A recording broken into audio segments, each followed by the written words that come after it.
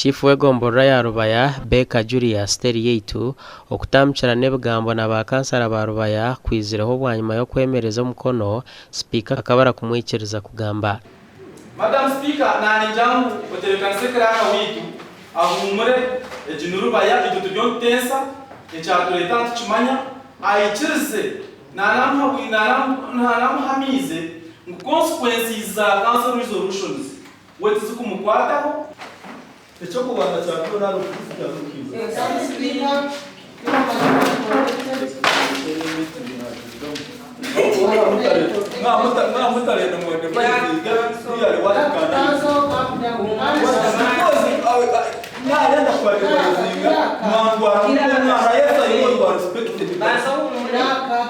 so nani shaba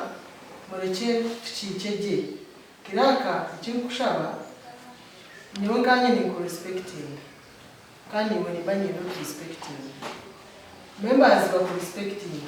Ekikizireho bwanyuma ya Kanso kuhinguza ngo bira speaker w'egombora Susan Rutafa atani cyakore nka chairman wakanya bwanya kandi bakahinguza na stamp y'egombora Rensya stamp ikargo mukono ya chifu wagenzire iyo mukono ya chifu go omusya ikargo mukono ya chairperson atajitwanjurira fire kufa. So Madam Speaker, I intend to move a motion to stop the usage of old LCC sub-counter stamp and adopt a new stamp. Nani ninkani sekendinga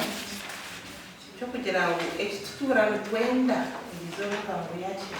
omuyaga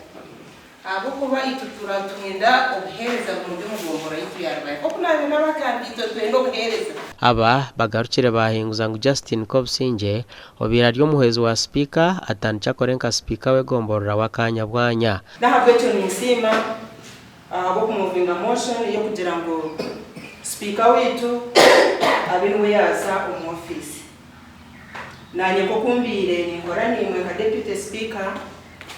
ni Mbaraganisa okuguma ni ngorani mwe Omukanso niyemwe bagarukire bahinguza ngo office ya chairman igurwe abanyarubaya batanje kutunga obuhereza bwa stamp aho chief abagizire ngo ebishumurizo na stamp ya bisugo muka ekigemeserize Kanso kuhinguza ngo gufuru hagurwe ndijo ahabwe nshonga zibyo kwerinda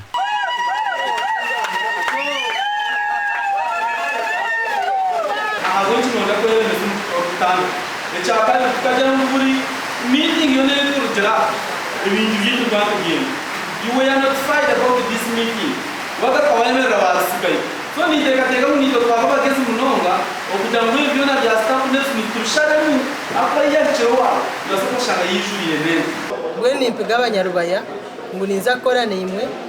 rwe kwatsege birero hongu enguto tuzokusharwa amanyabihati gukorwa tumwene chairman mwene rizoba yabo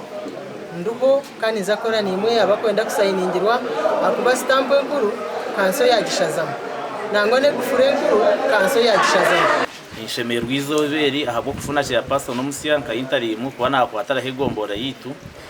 abanyarwanda 24 buhereza beta kufizina ryo muntu ebino birabe birubityo nora kekimuri na bakansara bashatu abarukuja ngo chairman akafa ataka muhireho tubarebukire mu Kanso egi kandi omushango ogwabire guhababirwa mu kote nkuri eyambarara gukabingwa harwa katano kibanza cyo kwezoko gashakwa Aiden Bataringaya.